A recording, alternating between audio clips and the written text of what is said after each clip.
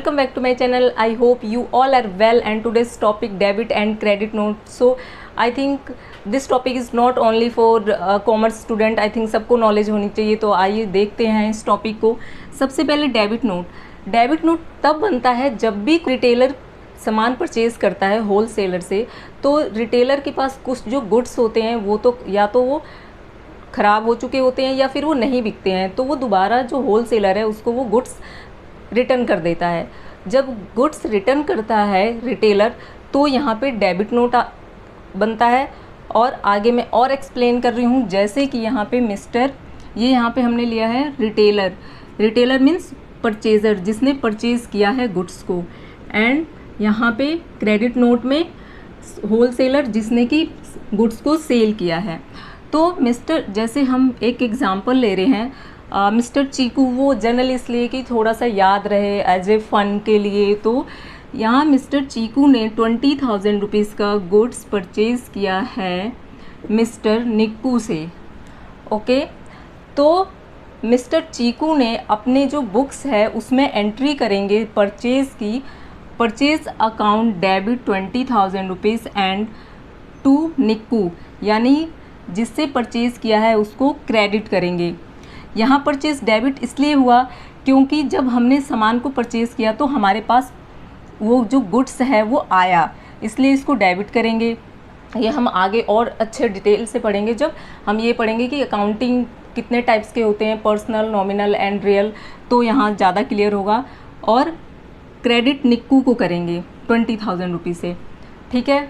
और अब जो होल सेलर है जिसने कि मिस्टर चीकू को गुड्स सेल किया है, वो अपने बुक्स में एंट्री करेंगे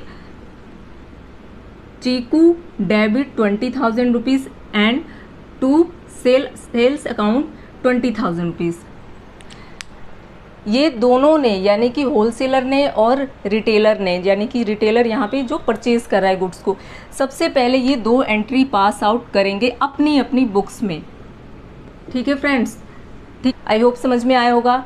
अब क्या करते हैं कि कई बार क्या होता है कि जो भी गुड्स इसने परचेज़ किया, जैसे 20,000 रुपीज़ यहाँ हमने लिया है, मतलब 20,000 रुपीज़ का जो गुड्स है उसने परचेज़ किया है चीकू ने. अब उसमें से हम ये सपोज़ करते हैं कि जो 1,000 रुपीज़ का जो गुड्स है वो ख़राब हो गया. तो चीकू ने जो 1,000 रुपीज़ का जो गुड्स है, ये मतलब जो मनी के टर्म में मैंने यहाँ पे काउंट किया है, यानी सपोज़ 1,000 रुपीज़ पर पीस के अकॉर्डिंग 20 यानी 20 शर्ट्स खरीदे थे किसने, मिस्टर चीकू ने. ओके, अब यहाँ पे 1,000 रुपीज़ का एक, यानी जो एक शर्ट है वो ख़राब हो गया सपोज़, और इसने क्या किया है कि जो चीकू है उसने जो शर्ट है उसने वापस कर दिया किसको, होलसेलर को. तो जब वापस करेगा चीकू, तो अपनी बुक्स में क्या एंट्री करेगा, निक्कू डेबिट 1,000 रुपीज़. निक्कू कौन है, होलसेलर, यानी कि निक्कू डेबिट हो जाएगा. डेबिट वो इसलिए होगा, उसका अकाउंट डेबिट इसलिए होगा ताकि वो जो पैसा है उसका अकाउंट में कम आएंगे 1,000 रुपीज़, हम ये मान के चलते हैं. टू परचेज़ रिटर्न अकाउंट, ये जो एंट्री है वो चीकू अपनी बुक्स में करेगा. ठीक है, निक्कू को डेबिट करेगा, टू परचेज रिटर्न अकाउंट को क्रेडिट करेगा 1,000 रुपीज़ से.